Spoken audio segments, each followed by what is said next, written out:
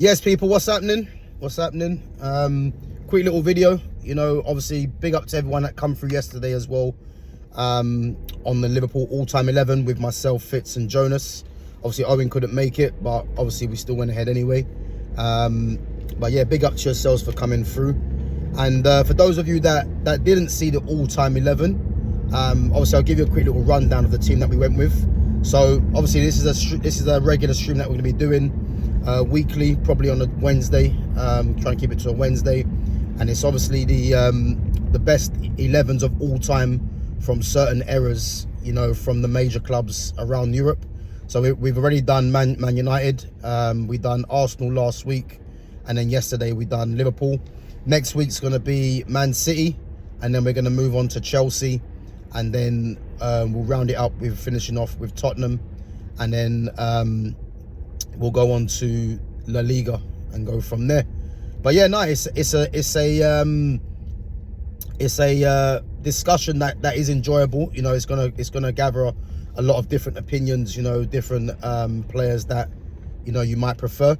But for me, yeah, I think I'm happy with the selections so far.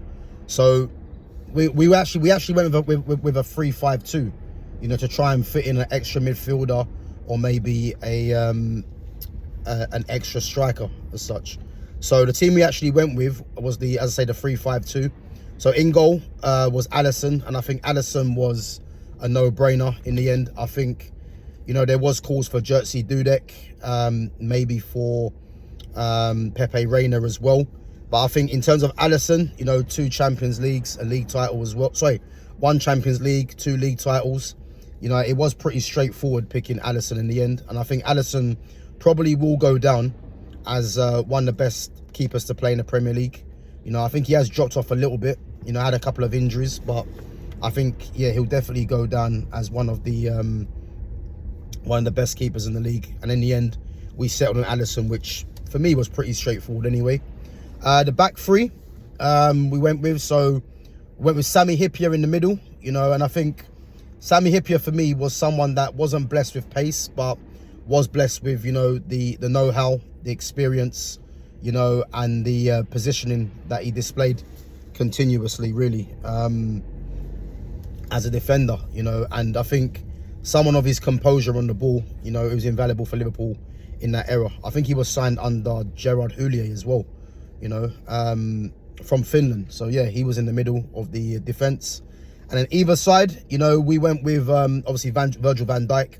There was a few calls to not include Van Dijk, from Fitz, but I think Van Dijk for me, I think in terms of the modern era, he'll definitely be one of the best defenders to play for Liverpool, if not the best, in my opinion. So I do think Van Dijk's that good.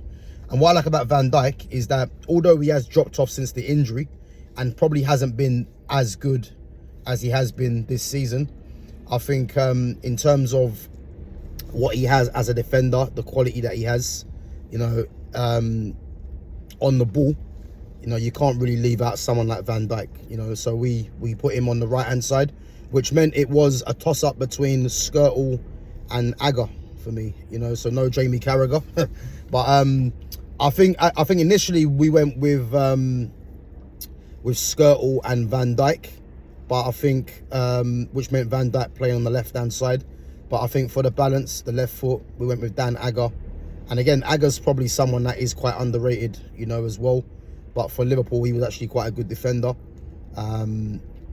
So yeah, he made up the back line with Van Dijk and Hyypiä. And then moving on to midfield, the wing backs. So the wing backs for me was it was one of them things where you're having to choose between fullbacks and wingers really to make up that position. So it was between the likes of, on the right hand side, Salah, Trent, McManaman, probably a few other players, and then on the left you had Barnes, you had Risa, Robertson, but we actually settled on two wingers really to go really attacking. And I think John Barnes, for me, one of Liverpool's best ever players, was definitely in there. And we went with John Barnes on the left and Steve McManaman on the right hand side, which meant no place for Trent, no place for Salah. And again, I think if we're looking at if we're looking at from the Spice Boys era, mid-90s, I think if you're playing that formation, it's very hard to argue with the fact of not getting in John Barnes and Matt Manaman, really. I think John Barnes definitely had to be in there, you know. And then Matt Manaman, some people might have gone for Salah, some people might have gone for Trent, you know, some people might have changed the formation, but I definitely think it's one of them things where Barnes had to be there and you're battling between Matt Manaman, Salah and Trent. And I think the fact that Matt Manaman, you know, was a former Real Madrid player, and I think Matt Manaman's someone as well that is probably underrated, you know. We actually decided on Matt Manaman. I know Jonas was trying to push for Trent, you know, but obviously, yeah, we went for Matt Manaman in the end, which I was happy with. So I thought he was a very good player, Matt Manaman. And then in the midfield, probably the easiest pick, well, I say probably, it is the easiest pick, Steven Gerrard, you know, obviously one of Liverpool's best ever players, you know, and it was a no-brainer putting Gerrard in there, really. And it was who you're going to partner Gerrard with.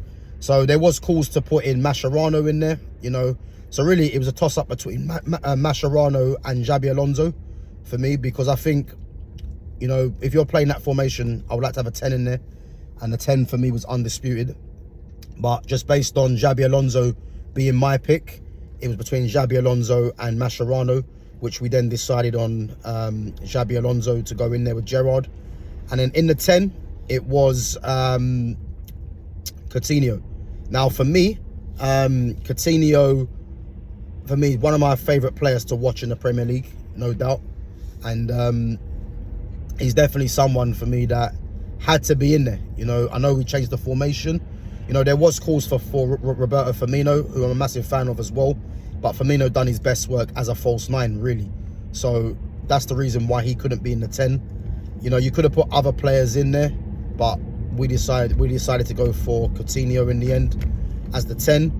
And then probably the hardest decision to try and pick from so many top strikers. You know, you think of Fernando Torres, Luis Suarez, Robbie Fowler, Michael Owen, even Stan Collymore, you know, Heskey was in there, Daniel Sturridge. Yeah, the list is endless with top players for Liverpool in that attack, you know. And again, you look at it and say their attack definitely outweighs their defence, you know what I mean, or even midfield. But we actually settled on, obviously, Michael Owen, I forgot to mention as well, yeah. So we actually settled on Robbie Fowler and Michael Owen. You know, I was more trying to go with Robbie Fowler and Robbie Fowler and Luis Suarez. But yeah, we had to get Owen in there. You know, Owen, a Ballon d'Or winner at 19. You know, the only English player to do that, really.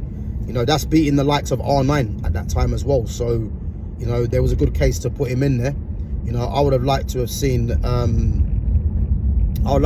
Suarez there, because I think Luis Suarez for me is one of the best players to play in the Premier League. You know, but Robbie Fowler is a personal favourite of mine as well. So Fowler had to be in there, and then we actually settled on, as I say, Michael Owen, which was difficult, which meant leaving out the likes of Torres, who had a very good time at Liverpool, and a few other players as well. But I think in the end, Fowler and Owen, yeah, you couldn't really argue with that, really. So yeah, our team was Alisson, so back to front, Alisson in goal, the back three of Van Dijk on the right side, Hippier in the middle, Agger on the left, and then the two sort of wingers come wing backs was John Barnes on the left, Steve McManaman on the right. In the midfield was Gerrard, Xabi Alonso, Coutinho in the 10, and then Robbie Fowler and Michael Owen as the two strikers, which again, happy with. Difficult decision, but yeah, I think in the end you can't really complain with that, really, you know. So yeah, guys, make sure you give that a check. Make sure you let us know what you think as well, and make sure you sub to the channel if you're new. Make sure you smash the like button as well to help the channel get more traction. And yeah, we'll catch you on the next one. Take it easy.